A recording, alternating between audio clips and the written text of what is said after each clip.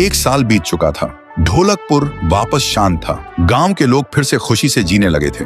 हर पूर्णिमा को लोग एक दिया जलाकर ठुन ठुन ठुन साहुर को याद करते थे। पर एक रात कुछ ऐसा हुआ जो फिर से सब कुछ बदल के रख दिया। लाशें फिर से मिलने लगी। हर 2 दिन बाद किसी न किसी के घर के सामने एक कटी हुई लाश पड़ी होती। गांव फिर से कांप उठा। एक दिन सब लोग महाराज के पास पहुंचते हैं और रो रो कर गांव की घटनाओं के बारे में बताते हैं। रात को महाराज 2 सेनापतियों से कहते हैं, जाओ और खोजो इस कांड के पीछे कौन है। लेकिन सुबह सिर्फ उनकी लाशें लौट कर आईं। एक का सिर था ही नहीं, दूसरे के पैर कट चुके थे।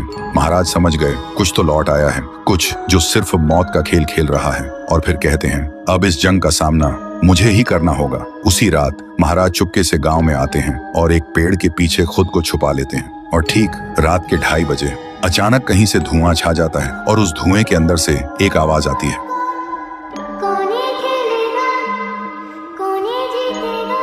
और फिर धुएं के बीच से निकलती है एक गुड़िया, गोल आंखें, एक बेजान सी मुस्कान, लेकिन चेहरा मौत का पैगाम।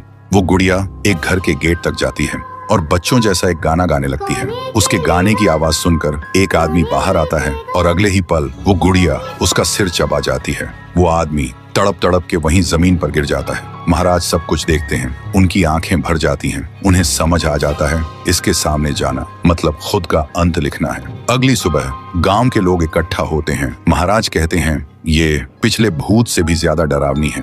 इसे सिर्फ वही हरा सकता है जो मौत को पहले ही हरा चुका है। और फिर एक पूर्णिमा की रात सब लोग दिया जलाकर पुकारते हैं, आप वापस आइए, आपके बिना ये गांव जिंदा तो है पर जीने जैसा नहीं। तभी एक आवाज गूंजती है,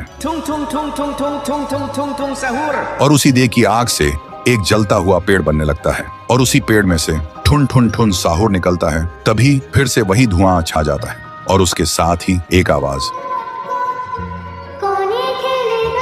सब लोग घुटनों के बल गिर जाते हैं और कांपती आवाज में बोलते हैं, हमें बचाइए, वो आ गई है। ठुन ठुन ठुन साहुर एक जोरदार जंप करता है और सीधा उस धुएं में घुस जाता है और शुरू होती है एक आखिरी जंग। ठुन ठुन ठुन साहुर और गुड़िया की। जमीन कांपने लगती है, आसमान से बिजली गिरती है और जब धुआं हटता है तो दिखाई देता है गुड़िया बिखर चुकी थी। हाथ अलग, सिर अलग, पैर अलग। और तब से गांव में फिर से एक नई सुबह हुई। महाराज मुस्कुराए, गांव वाले जीने लगे और उस दिन के बाद ठुन ठुन ठुन साहुर सिर्फ एक भूत नहीं रहा, गांव का रक्षक बन गया। लेकिन उसी रात कुछ ऐसा हुआ जो किसी को भी पता नहीं चला। गुड़िया का सिर, हाथ, पैर अपने आप जुड़ने लगे थे और फिर वो वहां से चली गई। तो दोस्तों, अगर आप देखना चाहते हैं पीहू वर्सेस गुड़िया तो इस वीडियो को 1 लाख लाइक्स तक पहुंचा दो।